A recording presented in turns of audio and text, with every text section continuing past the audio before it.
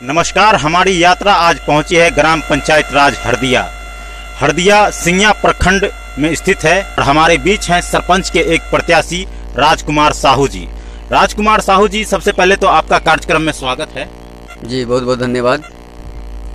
राजकुमार जी, आप युवा हैं, रोजगार के भी अवसर बहुत थे, तो इन सब चीज़ों को छोड़कर आप राजनीति में क्यों आना चाहते हैं? जी सर, राजनीति में आने का मेरा कोई लक्ष्य नहीं है और न था।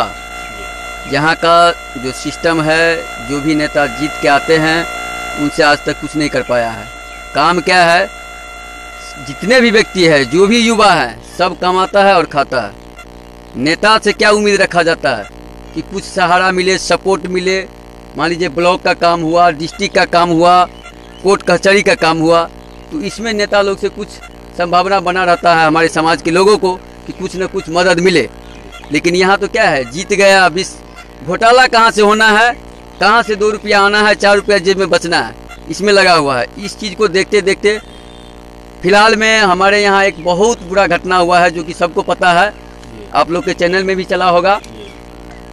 और हम लोग जो जब आप घटना की बात करते हैं तो न्यायिक पद होता है सरपंच का, तो आपके पंचायत में न्याय की क्या स्थिति है और आप जिससे हमको पावर मिलेगा, पहुंच बढ़ेगा, जिसके लिए मैं जनता के लिए आवाज़ उठाऊंगा और मैं जनता में बन के रहूंगा और सारी व्यवस्था को सही ढंग से रखूंगा। यही मेरा उद्देश्य है, इसलिए मैं सरपंच से लड़ रहा हूँ। अन्यथा मैं मुखिया से भी लड़ सकता था, रुपया कमाना होता तो समिति से भी लड़ सकता था, जिला पार्षद से भी लड़ सकता। मेरा उद्देश्य है कि समाज में जो भी दुर्व्यवहार, अत्याचार, अन्याय हो रहा है उसको रोकना, और सरपंच का हकीकत में यही हक होना चाहिए। आज युवा नशा, पलायन और बेरोजगारी जैसी समस्याओं से जूझ रहे हैं, तो इसके बारे में आप क्या कहेंगे? देखिए, जब तक मेरे यहाँ अच्छे से अच्छे पढ़े लिखे और जो भी व्यक्ति सताए हुए हैं, वो एक दूसरे का हिंसाखोरी में लगे हुए हैं, एक दूसरे का जो है कंप्लेन में लगे हुए हैं। अगर हम चाहेंगे कि फलाना ऐसा कर रहा है, ये काम कर रहा है, 10 रुपया एक दिन में आ जाता है। वो 10 रुपया एक दिन में आता है, लेकिन एक फूक चिल्ला मार देता है, ख़त्म हो जाता है। अगर एक एक रुपया मेहनत से कमाएंगे तो नौकरी भी झुक जाता है कमाई के आगे, और सच्चाई से कमाएंगे तो वो पैसा टिकेगा, नहीं तो रुकने वाला नहीं है। रह गया रोजगार, रोजगार कहाँ पे नहीं है। हम अगर छोटा सा एक उद्योग खोल दें और यहाँ पे 10 व्यक्ति को, 10 महिला को काम दे दें, कुटीर उद्योग खोल दें, मान लीजिए कोई भी, बहुत सारा उद्योग है, उसमें कमा सकते हैं ना। रोजगार का कोई आवश्यकता नहीं है, ये तो ढकोसला है, रोजगार रोजगार रोजगार। क्या लगता है आपके पहल करने से पंचायत में रोजगार के अवसर बढ़ेंगे? जी, हकीकत में बढ़ेंगे। मेरा प्रयास रहेगा बढ़ाने का। अगर हमारे जनता हमको जिता के लाते हैं तो हम जनता के हित में जहाँ तक हो सकेगा। मान लीजिए हम तो अभी नेता नहीं है, फिर भी हम 3 साल से लड़ रहे थे, और जब भी आवाज़ ऐसा अगर गंदा आवाज़ हुआ, अगर किसी के साथ मान लीजिए अत्याचार हुआ, तो हम तो लड़ेंगे ही लड़ेंगे, बने हम जीते या नहीं जीते। स्कूल में स्कूल कमेटी होती है जो शिक्षा को जाकर के देखती है कि सर सही से मास्टर साहब पढ़ा रहे हैं कि नहीं पढ़ा रहे हैं। व्यवस्था है आपके पंचायत में स्कूल की कमेटी स्कूल विजिट करती है कि नहीं? देखिए सर जी, इसके लिए तो मैं ये बोलूँगा कि मेरे पंचायत नहीं, पूरा बिहार के बारे में बताऊँगा कि अगर सरकारी विद्यालय में पढ़ाई होता तो जितने भी शिक्षक हैं जो कि सरकारी विद्यालय में पढ़ाते हैं बच्चे को, हमारे गरीब के बच्चे जाते हैं सरकारी विद्यालय में पढ़ने के लिए, अगर वो लोग अच्छे ढंग से पढ़ाते तो उनके बच्चा प्राइवेट स्कूल में पढ़ने के लिए नहीं जाते।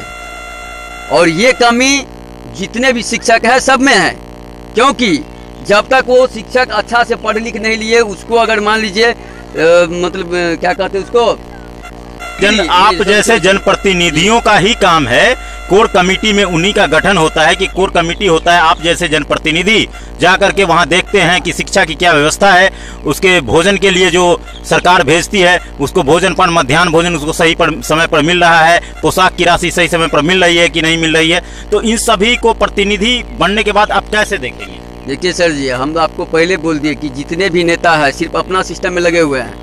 हम यही चीज़ देख करके हमें बर्दाश्त नहीं हुआ कि मान लीजिए यहाँ पे लोग क्या बोलता है, और मेरा समाज भी इतना ही जानता है, भाई सरपंच बन गया, घर में झगड़ा हो गया, मान लीजिए घरेलू झगड़ा हो गया, सरपंच को बोलिए। सरपंच का काम एक झगड़ा ही फरियाना नहीं होता है, झगड़ा को फैसला कर देने से सरपंच का काम सीमित नहीं है। सरपंच का जो भी काम है वो हम समाज में आंखों में दिखाएंगे कि सरपंच होता क्या है। जी, आपको ये नहीं पता होगा या पता होगा, हमारे समाज के किसी को पता नहीं है कि सरपंच का ये भी हक होता है कि प्रधानमंत्री से भी योजना अपने गांव में ला सकता है। बिल्कुल बिल्कुल ला सकते हैं जी, लेकिन इसके लिए उतना ज्ञान होना चाहिए। ठीक है, तो मान लीजिए जिसके पास ज्ञान नहीं है, 5 साल कोई सरपंच बन गया, बनने के बाद में बोला ठीक है हम ये करेंगे वो करेंगे। अब क्या बोल रहा है वो सरपंच कि हमको वोट दीजिए। अरे भाई हम भला नहीं किए तो बुरा भी नहीं किया। अरे जब भला बुरा नहीं किया तो आप खड़े काहे हुए?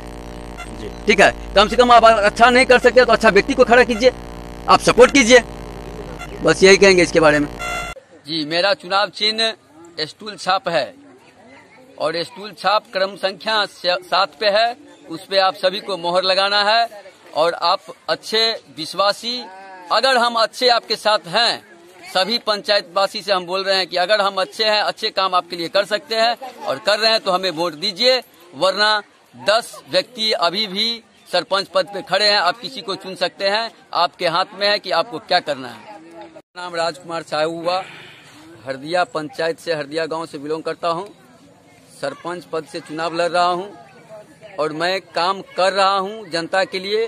और अगर हमें जिताने का प्रयास आप लोग करेंगे, हम जीत जाएंगे।